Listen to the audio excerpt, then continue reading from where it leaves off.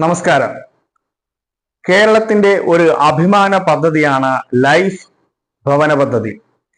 ഈ ലൈഫ് ഭവന പദ്ധതി തുടങ്ങിയത് 2016 ഇടതുപക്ഷ സർക്കാർ അധികാരത്തിൽ വന്നതിന് ശേഷം പദ്ധതിയാണ് ലൈഫ് ഭവന പദ്ധതി. ഈ ലൈഫ് ഭവന പദ്ധതിക്ക് മുമ്പ് ഇടതുപക്ഷ സർക്കാരുകൾ അധികാരത്തിൽ വന്ന സമയത്തൊക്കെ EMS ഭവന പദ്ധതി എന്ന പേരിലായിരുന്നു ആ ഭവന പദ്ധതി ഉണ്ടായിരുന്നത്. അത് ലക്ഷം വീട് പദ്ധതി അങ്ങനെയുള്ള വീടുമായി ബന്ധപ്പെട്ടിട്ടുള്ള ഒട്ടനവധി പദ്ധതികൾ ഉണ്ടായിരുന്നെങ്കിലും ഈ ലൈഫ് ഭവന പദ്ധതിയുടെ പ്രത്യേകതകൾ ഒരുപാടുണ്ട്.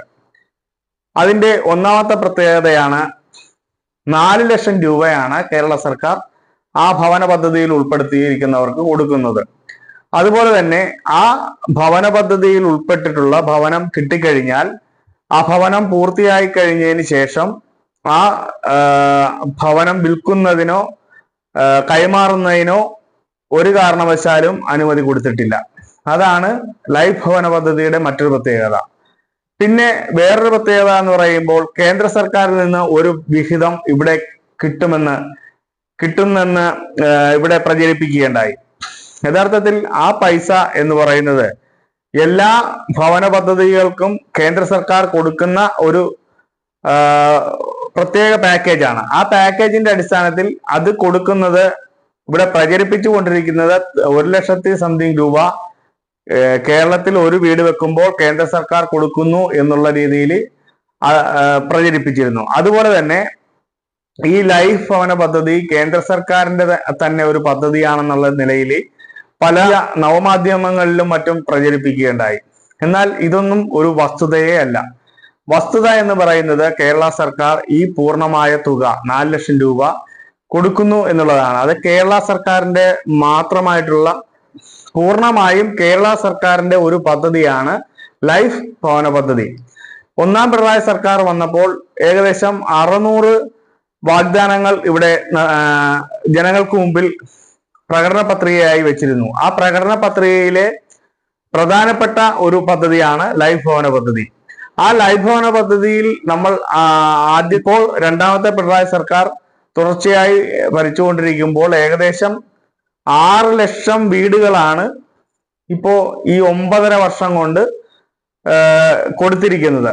പൂർത്തീകരിച്ചിരിക്കുന്നത് 5 ലക്ഷത്തിന് മേളിൽ വരുമെങ്കിലും മൊത്തം 6 ലക്ഷം ഉപഭോക്താക്കളാണ് ഈ ലൈഫ് ഭവന പദ്ധതിയിൽ ഉൾപ്പെട്ടിരിക്കുകയും നിർമ്മാണം പൂർത്തീകരിച്ചിരിക്കുകയും പുരോഗമിച്ചു കൊണ്ടിരിക്കുകയും ചെയ്യുന്ന മൊത്തത്തിലുള്ള ഭവനത്തിന്റെ എണ്ണം എന്ന് പറയുന്നത് 6 ലക്ഷത്തിനടുത്ത് വരും. ഇതാണ് യഥാർത്ഥ വസ്തുത. ഒരു കാരണവശാലും കേന്ദ്ര പദ്ധതിയല്ല. ഇത് കേരള സർക്കാരിന്റെ പൂർണ്ണ ഉത്തരവാദിത്തത്തോടുകൂടി നടപ്പിലാക്കുന്ന ഒരു പദ്ധതിയാണ് ലൈഫ് ഭവന പദ്ധതി. ഒരുപക്ഷെ ലോകത്തിൽ ഒരു സർക്കാരും ചെയ്യാത്ത അല്ലെങ്കിൽ ഒരു സർക്കാരും ഇതുവരെ കൊടുക്കാത്തത്ര നിലയിലുള്ള വീടുകളാണ് ഈ 6 ലക്ഷത്തിനടുത്ത് വീടുകൾ കൊടുത്തിട്ടുള്ളത്. ലോകത്തിൽ ഒരു സ്ഥലത്തും ഇതുപോലെ ഭവന പദ്ധതി നടപ്പിലാക്കിയിട്ടില്ല എന്ന് തന്നെ പറയാൻ സാധിക്കും. എവിടെ വേണമെങ്കിലും പരിശോധിച്ചാൽ നമുക്കത് മനസ്സിലാക്കുകയും ചെയ്യാം. ഇപ്പോ കേരള നിയമസഭ കൂടുന്ന ഈ സമയത്ത് പ്രതിപക്ഷം ചോദിച്ച ചോദ്യങ്ങൾക്കുള്ള മറുപടിയായി ബഹുമാനപ്പെട്ട നമ്മുടെ തദ്ദേശ സ്വയംഭരണ വകുപ്പ് മന്ത്രി MP രാജേഷ് പറഞ്ഞ മറുപടിയുടെ പ്രധാന ഭാഗങ്ങൾ നമുക്കിവിടെ ഒന്ന് കാണാം. നേരത്തെ അദ്ദേഹം സംസാരിച്ചപ്പോൾ പറഞ്ഞു 96,000 PMAY-ലെ വിഹിതം. 96,000 ഇല്ല, 72,000 വിഹിതമുള്ളൂ. PMAY-ൽ കേന്ദ്ര സർക്കാർ നൽകുന്നത് വെറും 72,000 രൂപയാണ്.